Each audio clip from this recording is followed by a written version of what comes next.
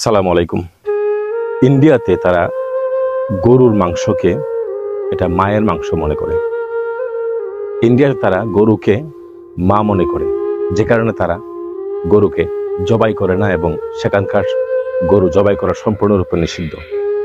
তাই আমাদের বাংলাদেশে যখন ঈদ আসতো, সেই সময়টাতে অসংখ্য এবং অগণিত গরু চলে আসতো বর্ডার ক্রস করে বাংলাদেশে। চোরাই পথে এই সমস্ত গরু আসাতে বাংলাদেশের কৃষকরা হয়ে পড়তো দিশেহারা এবং তাদের ন্যায্য মূল্য তারা পেত না। আর ইন্ডিয়ান গরুগুলা কেন এত সস্তা দামে পাওয়া যেত এবং সস্তাতে কিনা যেত, একটা উদাহরণ আপনাদেরকে দেওয়ার চেষ্টা করি।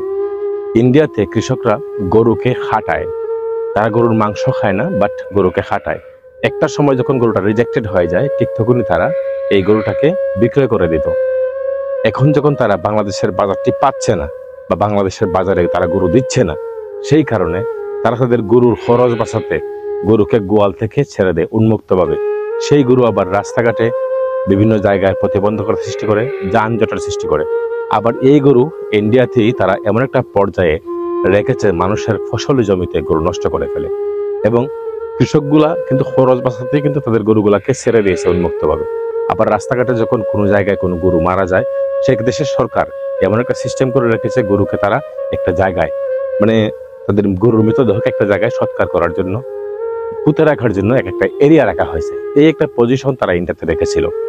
তার ফলে যেটা হচ্ছে, এটা হলো ইন্ডিয়াতে গরুর মাংস চাহিদা না থাকার কারণে তারা বাংলাদেশে এই সমস্ত গরু সস্তা দামে বিক্রি করে দিত।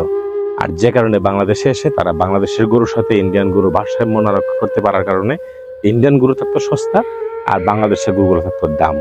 কৃষকরা পরাজিত, বিপাকে লস হতো। বাংলাদেশের এই কৃষক প্রজেক্ট, এই গরুর প্রজেক্টটা লসে থাকতো। এই বছর কিন্তু তার ব্যতিক্রম হয়েছে।